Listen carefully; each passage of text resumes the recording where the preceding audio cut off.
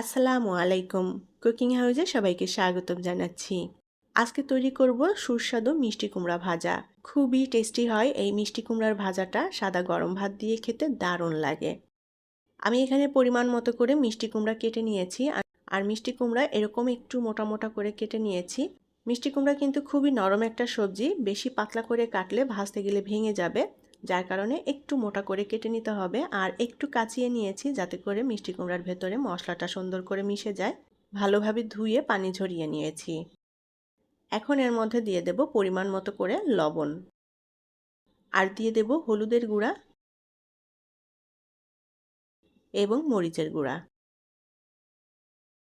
এখন এই লবণ, হলুদ এবং শুকনা মরিচের গুঁড়া মিষ্টি কুমড়াতে খুব সুন্দর করে মেখে নেব। প্রতিটা মিষ্টি কুমড়াতে যেন মশলাটা সুন্দর করে মিশে যায়।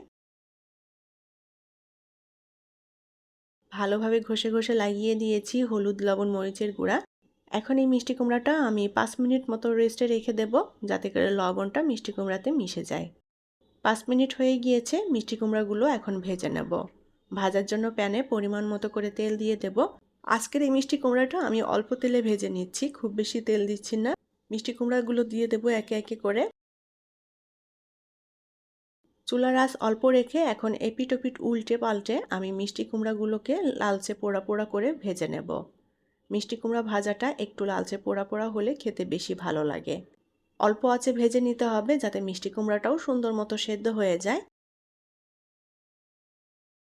আমি এপিট ওপিট উল্টাপাল্টা করে দিয়ে মিষ্টি কুমড়াগুলোকে এরকম লালচে পোড়া পোড়া করে ভেজে নিয়েছি। এখন মিষ্টি কুমড়াগুলো আমি তেল থেকে তুলে নেব। বাকিগুলোও একইভাবে ভেজে নেব। সবগুলো মিষ্টি কুমড়া ভাজা হয়ে গিয়েছে। এখন এই তেলের মধ্যে দিয়ে দেব পেঁয়াজ এবং কাঁচামরিচ কুচি। আমি এখানে 2 কাপ পরিমাণ পেঁয়াজ নিয়েছি আর কাঁচামরিচ নিয়েছি 6-7টা।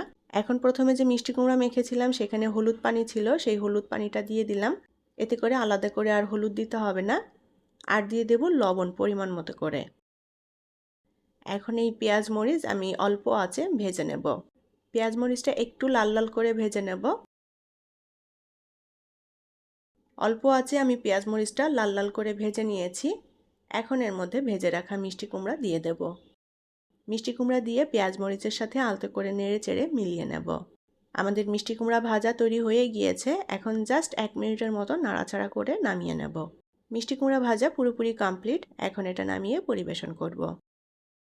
এই মিষ্টি কুমড়া ভাজাটা সাদা গরম ভাত দিয়ে খেতে দারুণ লাগে। আশা করি আজকের মিষ্টি কুমড়া ভাজা আপনাদের ভালো লেগেছে। পরবর্তী রেসিপি দেখার আমন্ত্রণ জানিয়ে বিদায় নিচ্ছি। আল্লাহ হাফেজ।